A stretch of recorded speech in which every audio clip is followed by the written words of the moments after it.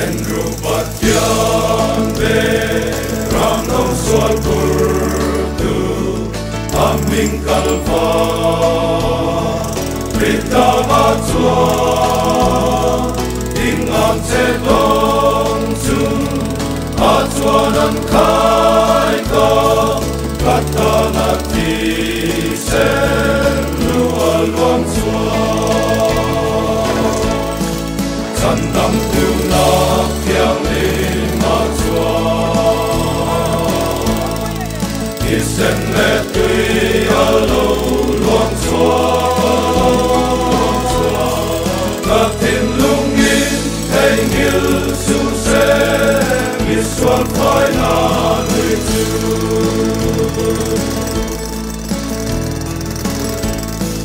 Wang mai na lui tia Lima luang ta chua Sandam tu ti Namun na chua Chung gia đình chu ta Chuan valengan se Katharawi Sandam tu ne na Sandam tu na yang lima chua Isen letui alo luang chua Katin lungin thei ngil su se Miswal phai na lui tu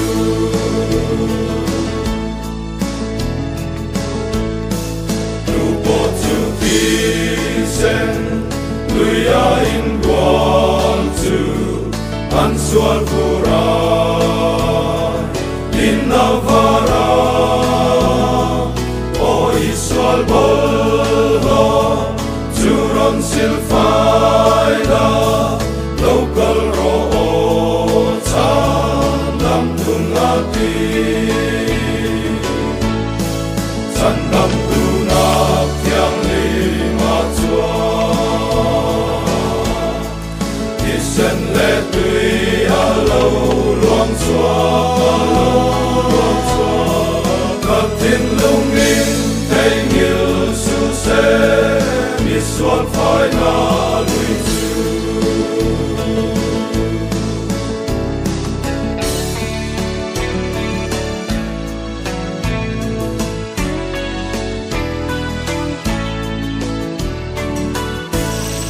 Kapapo santo no kovelayan Kan mangai ka Lal sandam tu Oi tarang tiang Lim min min suai la Kim bel tu ong tu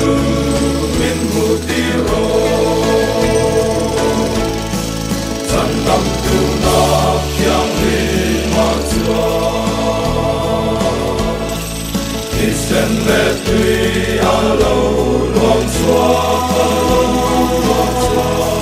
Katin lungin hei ngil su se Miswal phai na lui tu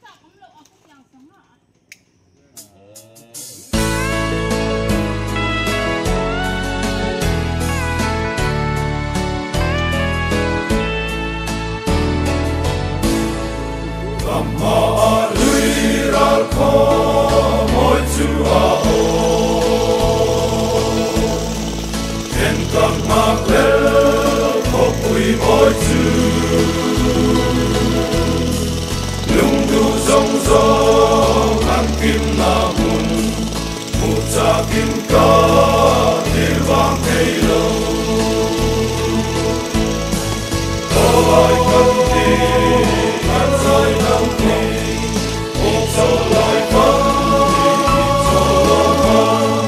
Lalpajak na ringi Kopui moi panna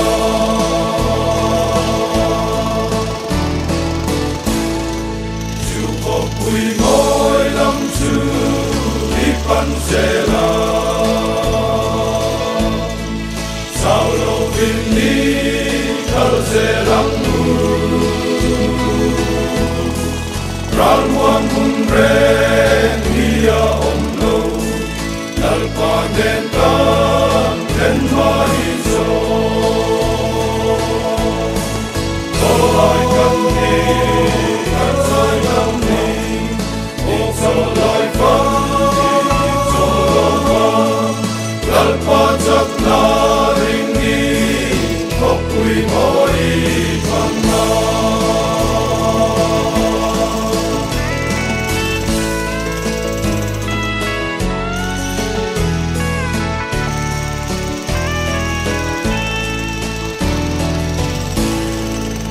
Siang te ila o Kafak linglo Ral trik na ale maila Van hun rau kui Ken hun la chua Fak na la da In the ring lo Do ai kam ni Katsai nam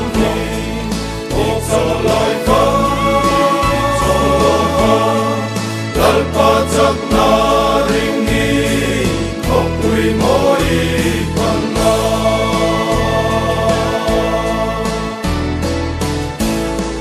O van karau tiang ni Nâu le ang se Kinh lung xua kal Hong le ang se Iram moya Min suayang se Long na kinto Lâu na atsua Kolai kami Katsai kami Okso lai Lalpajak na ringi Kopui moi panna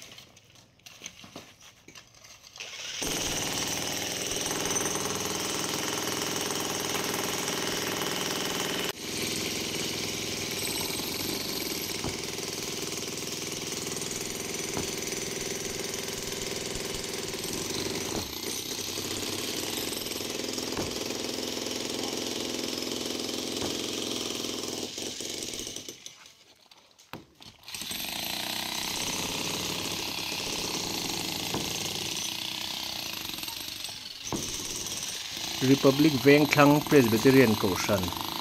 Kabugans Wakem Report petu puarlo shit puya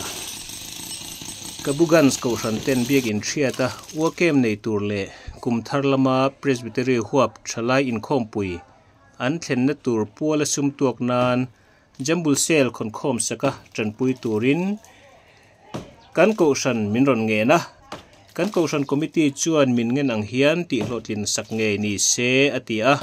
Wakem big hi ramthar committee ten lo boys pui se jambul sel hi Koshan mei chia ten lo boi pui se atia Koshan mei chia te hian thom tham tak an khon khom heng he ani Kabugans bial hi kumsangas go sam kwa pakwa khan din ani a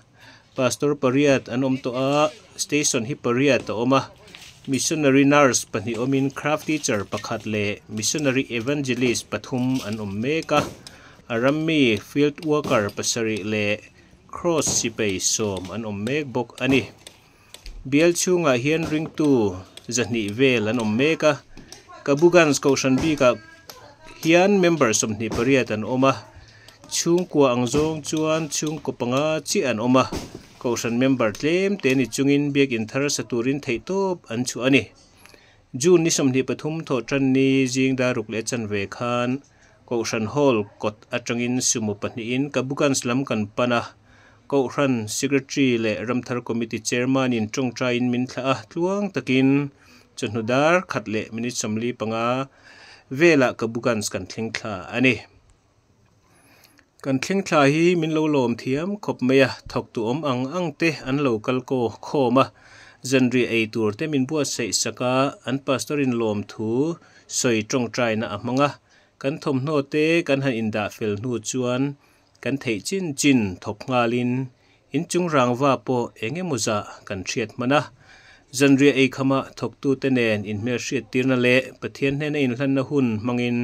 tong trai rual na te kan nei ani Kabugans biak in hi adung fit somnga pali le awang fit somthum poruk chong ni ani a biak in pangai tak ani khua alum khop maya kan shroi tu ten kan na thodan tu roman na siamin jingda ruka thingpui kan ina thingpui in zo atangin chomadar som pakhat thleng na kan thoka dar som pakhata cho kan eya chuni sa julai chu kan chola tlaidar thuma kan thok tran le a zandar sari thleng don te kan thok le a zandar sari le chan vevel bora cho kan ei thina zan muddona kalkhomin la pani te kan sa a tong trai rual na hun kan mang thina hetiang hi ni tina kan hun mandan chu ani chun lama hian bial huap na tlang te kovin mi somvel bor hi aron thok chok thina an ni po hian an thoklok thin khop mai theitop kan chuat langa na po hi kan thok sot viau ani na tholama hian harsana kan tok lem lova kholum hian minti boy lek zoka Mizoram ai chona lo lum dewa kholum bol le thakhi then khat hian kan han nei dewa ma se na tho ti boy khop chu eng ma kan tong lo June ni somni pasari zirtop zana thoktu tenen income hon le tong trai rual na hun kan manga heta hian Kabugans Koshan te hian gamcha pakhat theu min presena tin tul upa viro thang puyan atul anga an manatan Koshanina pek cheng sing khatlan lan na hun amang bok ani June ni somni pariat in rin jing da rukle chan vea kan Kabugans kan ron chua sana tluang takin chanudar ni le chan vea kan Koshan biak in kan ron thleng le ta ani thilom om deuh chu ma ni kalve theilo ma ila kaman ruwa tal hi local vero se ti in mi palingo tin an man ruwa min ken tira alom om khop mai kan tangkai puin na po kan tho sot pha viau ani in ti pal theina tam tak om kara boi pui ngai khopa in ti pal kan om mi alo kha alom om tak zeta slap hi tlem te thria zo man lo kan neya abak chu kan thria thei ang chu kan thok zo mana thanhem kan nga in na hi kan thok sot khop mai anni lampuin lom thu min silve mol ani Koshan hoten rong kan bol ne hi pathian in mal aso manga khulai huna khon bek in thar thatak ading nge yang malam mabak tam tak anla nei awangin kabugan sko shan lampo itong trai pui je lang u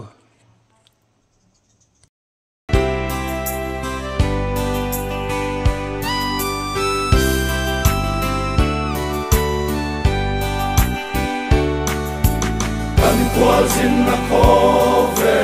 rum na ram ya lalpa sak lo ko pui leven lo ram chu asa tu leven tu ke ang thok rin thong kan tan ko san min pe lalpa kan lo me ko san min pe lalpa avaro pui hey lo hin het dang re kan nei silva swa swa na kwanin te om ai chua lalpai na kong khar vem tu ni chau tal po hi ka thang zo ke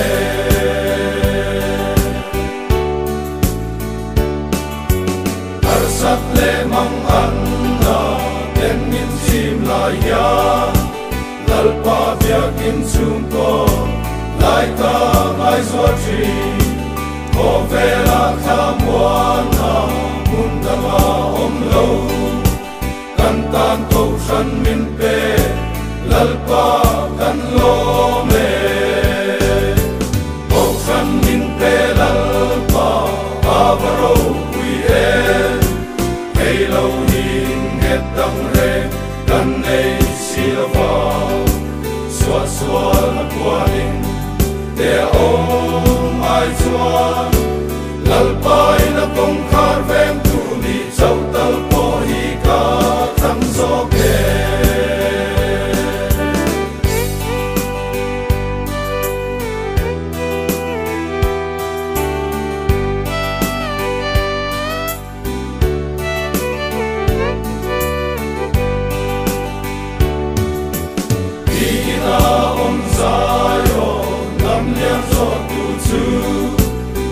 narwa man soi kamwan nai pe chakna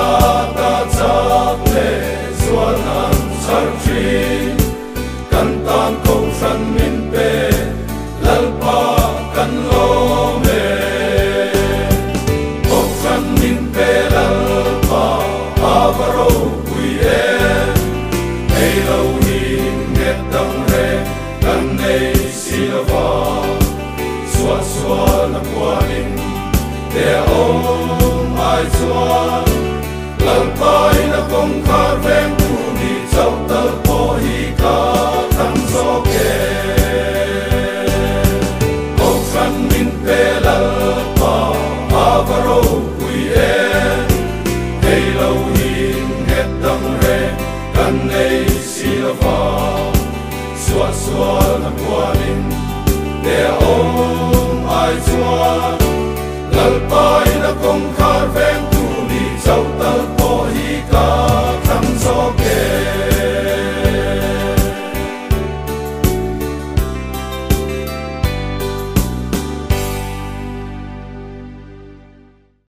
he lam hi fatu lampang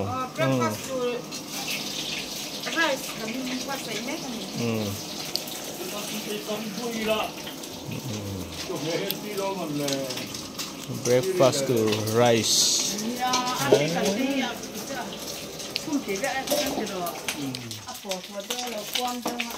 tui mel sor sor ve